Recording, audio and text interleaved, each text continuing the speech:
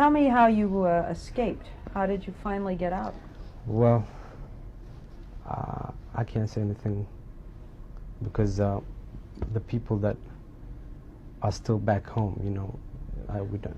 Well, I don't want the details, and I certainly don't expect you to give us names of people who helped you, but can you give us the rough impressions of how you escaped without revealing any secrets you don't want to?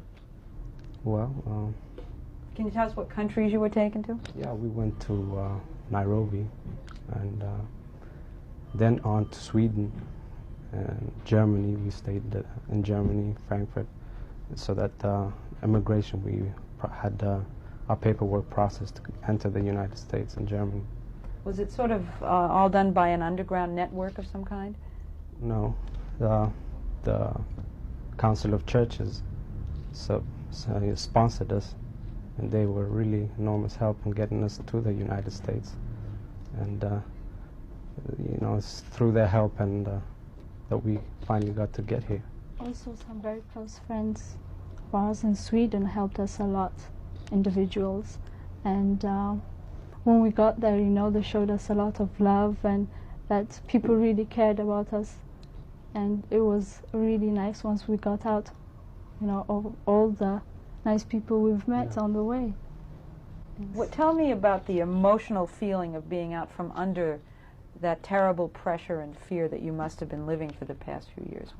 What's the emotional reaction been? Well, it was a bit sad because of the people you've left back home, you know. There's no trial, there's no right for any human being. They're slaughtered and killed like flies. And it's very sad that, especially our loved ones we've left there, to leave them, you know, and to leave Ethiopia and go.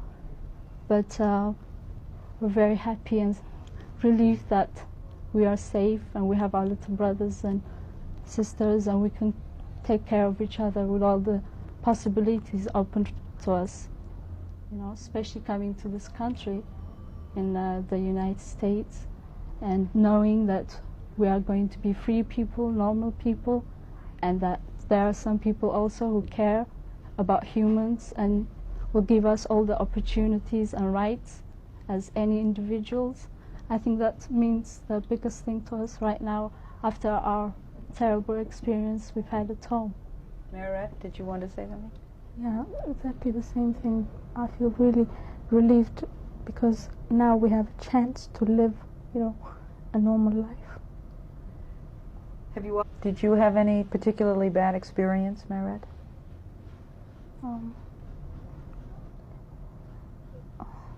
Yes, I had a bad experience because at my campaign the students really didn't accept me as any one of them. I was always, you know, a member of the family, and you know, I had that scar all the time. And at one time I remember I had it's very difficult to put it in a simple words, but because well, she was sick at the time, and she went home. Our home was near there because nobody was going to do anything about it, you know.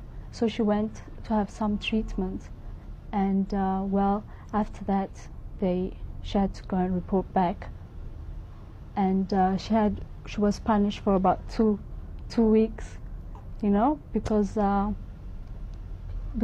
that they accused her that she came from the royal family, and really it was kind of for the luxury she missed. She went back home, you know, and that was one of the worst experiences at the campaign. But actually, it was her that had the toughest time, I think, from the three of us. Yes. I can see that it's still terrible even just to think about. Yeah. What are your plans now? Are you going to go to school, or what do you hope to do? Well, we'll be hoping to go to school, you know. But the main thing is now, what was important at the time of our escape is to get away safely. But we have had, I mean, we are penniless. I mean, we didn't bring any money, nothing. We just went out with the clothes we had on.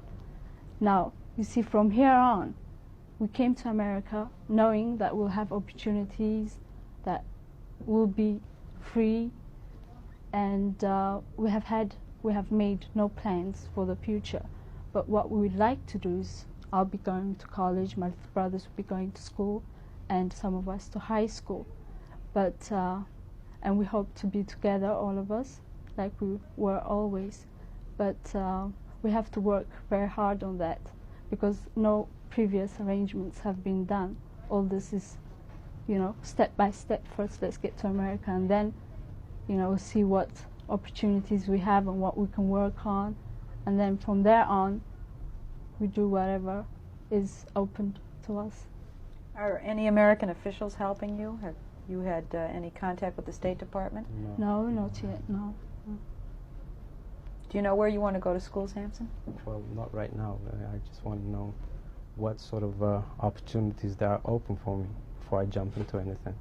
Because once I'm in America, you know, I want to do something that, you know, I can really be in a position to help my brothers and sisters